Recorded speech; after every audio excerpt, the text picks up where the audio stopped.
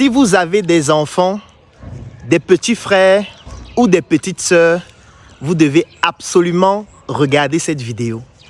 Commençons par une petite leçon de physiologie. Lorsqu'une femme accouche, l'enfant naît avec dans son cerveau 100 milliards de neurones. Les neurones, ce sont des cellules qui vont permettre de transférer des informations, de créer des réseaux et de permettre au cerveau d'accumuler des informations pour permettre à tout l'organisme de pouvoir fonctionner. Bien évidemment, j'essaye de simplifier l'explication de manière optimale pour permettre à n'importe qui de comprendre de façon aisée. Jusqu'ici, vous allez certainement me poser la question qui est celle de savoir, mais à quoi ça sert de le savoir? Et je vais donc l'expliquer tout de suite. L'enfant vient de naître. Il a 100 milliards de neurones dans son cerveau. Ce qui fait en sorte que tout ce qui va se produire autour de l'enfant va transmettre des informations, va connecter des neurones dans le cerveau et toutes ces connexions vont permettre à l'enfant de pouvoir se constituer progressivement. Et il existe une période très sensible dans la vie d'un enfant. Cette période part de la naissance jusqu'à l'âge de 7 ans. C'est ce qu'on appelle la période critique. Parce que pendant cette période, ces connexions se font de manière exponentielle, en milliards chaque jour. Ce qui fait en sorte que tous les stimuli de l'environnement de l'enfant sont susceptibles de créer des connexions qui vont influencer sur le comportement et l'attitude de l'enfant dans le futur. Lorsque l'enfant regarde quelque chose à la télévision, ça crée des connexions. Lorsque l'enfant écoute ses parents parler, ça crée des connexions.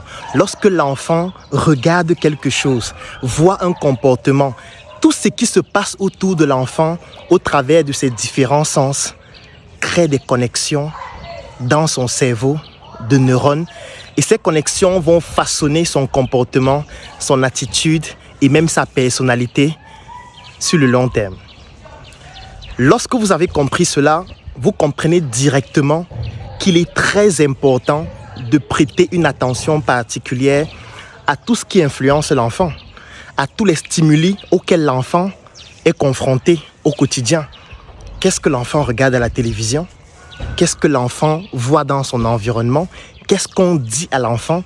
Qu'est-ce qu'il écoute? Qu'est-ce qui se passe dans son environnement? Parce que tout cela a une influence sur la personne qu'il deviendra demain. Je vais prendre un exemple. Supposons que l'enfant est devant la télévision. Il est en train de regarder une émission. Émission dans laquelle 2 hommes s'embrassent ou alors 2 femmes s'embrassent. Jusque-là, ça n'a l'air de rien. Mais sauf que cette information est en train de connecter les neurones dans le cerveau de l'enfant. Si l'enfant regarde cette information régulièrement, ça veut dire que le stimuli est fréquent. Ça va faire que ces connexions vont se renforcer. C'est ce qu'on appelle la consolidation de l'information. Et quand l'information se renforce au travers de cette consolidation, l'enfant commence à traduire cela sous forme de comportement et d'attitude. Au départ, ça peut être conscient ou alors ça peut être refoulé. Et plus tard, ça pourra revenir comme étant des pensées refoulées et diriger cette fois le comportement et l'attitude de l'enfant sans qu'on ne comprenne exactement d'où cela provient. Je vais prendre un autre exemple. Vous êtes avec votre enfant et vous êtes en train de lutter, vous êtes en train de bagarrer. L'enfant ne peut pas vous dire « arrêtez de bagarrer ».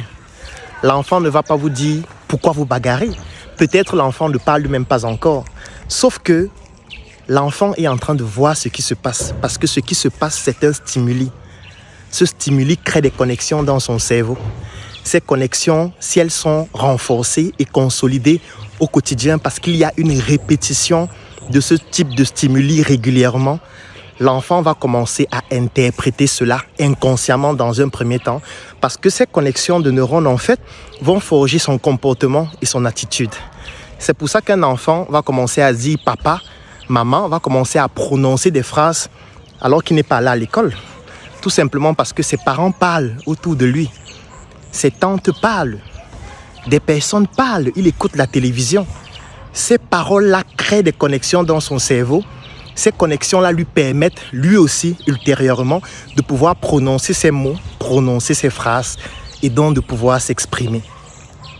Lorsque vous avez compris cela, vous comprenez directement qu'il faut faire très attention à tous les stimuli auxquels l'enfant est confronté. Et quand je parle de stimuli, ce sont les stimuli de toute nature. Et pour comprendre les stimuli, c'est juste de voir les organes de sens. Ça veut dire que ce que l'enfant hume aura une influence sur ses connexions, parce que même l'odeur crée des connexions. Ce que l'enfant écoute, ce que l'enfant voit, ce que l'enfant goûte. En fait, la stimulation de tous les organes de sens au travers de ces stimuli va créer des connexions dans les neurones de l'enfant et cela va conditionner dans son attitude et son comportement plus tard. Et comme je l'ai dit, entre la naissance et l'âge de 7 ans, c'est la période durant laquelle elle est critique.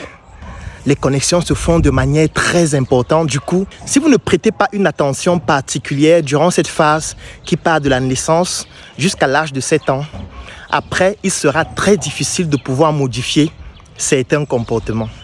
Et comme je dis toujours, les stimuli les plus efficaces, ce ne sont pas les stimuli qui sont liés à la parole, mais ce sont des stimuli qui sont liés à l'action. Un enfant va beaucoup plus être influencé lorsqu'il voit des personnes autour de lui avoir une action, au lieu d'être influencé lorsque ces personnes lui disent de faire certaines choses. Ça veut dire quoi? Au lieu de dire à un enfant, il faut lire chaque jour, quand tu te lèves le matin, il faut lire, il faut plutôt vous-même vous lever chaque matin et lire.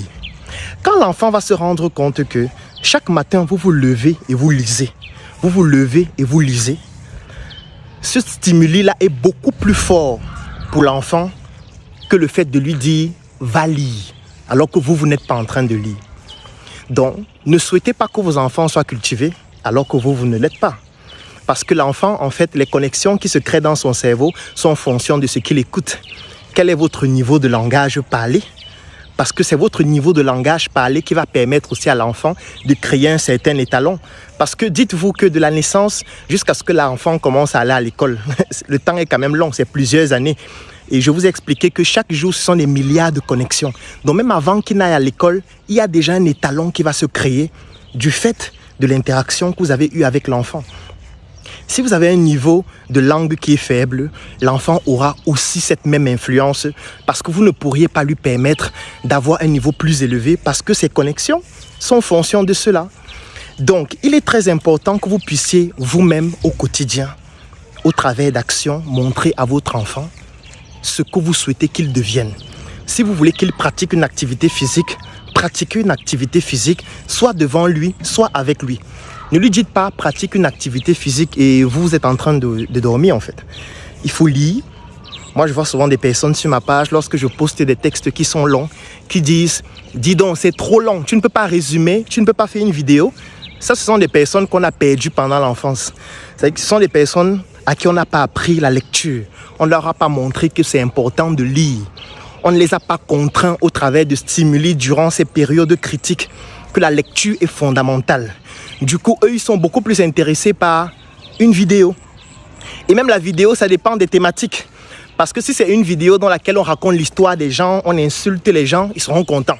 Ils peuvent suivre la vidéo pendant 2 jours. Ils peuvent suivre un direct pendant 8 heures de temps. Mais si la vidéo fait 15 minutes, 7 minutes, 30 minutes, dans laquelle on parle de thématiques d'éducation, par exemple, du coup, pour eux, ça devient très long. Pourquoi ? Vous ne pouvez pas leur en vouloir, en fait. La faute à leurs parents, la faute à leur environnement, la faute aux personnes qui n'ont pas compris que le cerveau, c'est comme une forme d'éponge qui absorbe ce qui se passe dans l'environnement et qui ne peut pas transmettre ce qui n'a pas été installé. Si vous voulez que vos enfants soient cultivés, lisez vous-même, documentez-vous vous-même, montrez-leur comment ça se passe, amenez-les dans des endroits où on retrouve des personnes cultivées, comme des bibliothèques, comme des conférences, et vous allez vous rendre compte que progressivement, eux aussi, ils vont être cultivés. Parce que malheureusement, on pense souvent que l'école fait tout, mais l'école ne fait pas tout. L'enseignant à l'école, lui aussi, a ses propres frustrations. Lui aussi a ses propres connexions. Lui aussi a un agenda, a un programme qu'il suit. Il ne peut pas aller au-delà de ce programme. Donc, il y a un rôle que le parent doit jouer qui est fondamental, qu'aucun enseignant ne pourrait jouer. Il est très important que vous puissiez prendre en considération ces éléments très tôt. Ça ne veut pas dire qu'après 7 ans, on ne peut plus modifier, on peut toujours le faire. Ce sera forcément un peu plus complexe. Mais si vous avez pris conscience de cela, vous pourriez facilement comprendre quelles sont les actions à mettre en place au quotidien pour permettre à votre enfant de s'améliorer. Donc cette vidéo avait pour but de vous faire comprendre que si vous avez des enfants, si vous avez des petits frères, si vous avez des petites sœurs et que vous avez une vision pour ces différentes personnes, montrez-leur vous-même comment ça se passe. Si vous voulez que vos enfants aient de grands projets demain, faites en sorte que très jeunes, ils aient déjà des projets. Vous pouvez dire à un enfant que voilà, ton projet, c'est de faire en sorte qu'il y ait toujours de l'eau disponible dans toutes les bouteilles de la maison. Ça veut dire que quand l'enfant se lève, il sait que dans la maison, aujourd'hui, il faudrait qu'il y ait de l'eau disponible dans toutes les bouteilles. Ça, c'est un projet. Et chaque soir, vous allez évaluer, il y a combien de bouteilles à la maison? Il répond. Tu as rempli combien de bouteilles? Ça a pris combien de temps? Tu as gardé les bouteilles où? Quel est ton stock de bouteilles? Ça n'a l'air de rien, mais ça permet à l'enfant de comprendre déjà directement comment gérer un projet. Et plus il grandit, et plus vous augmentez la complexité de ce qu'il doit faire, vous ajoutez les notions qu'il apprend à l'école dans ses projets. Non seulement ça va lui donner l'envie de continuer l'école, parce qu'il va comprendre que ce qu'il apprend à l'école lui permet d'améliorer ses projets. Et plus il va atteindre un âge plus élevé, vous pourriez maintenant ajouter des notions financières, vous pourriez ajouter des aspects sur le financement, vous pourriez l'aider et contribuer à ce qu'il puisse se développer progressivement. Et tout naturellement, quand il sera plus grand, il sera cultivé, il sera quelqu'un d'inspirant. Et pourquoi pas, il pourra devenir un leader de notre société. L'Afrique a besoin des leaders et ces leaders commencent par les enfants. Considérons que les vieux, on les a déjà perdus parce qu'ils sont sur Internet en train de raconter à longueur de journée du n'importe quoi. Concentrons-nous sur les enfants parce qu'avec eux, tout est possible. À demain pour une nouvelle chronique. Un travail pro commence par un pro en SM. Change toute ta garde-robe, remplace tout par SM de la tête aux pieds. Désormais, tu t'habilles en SM. Un avenir propre commence par un style en SM. Pas un style en SM.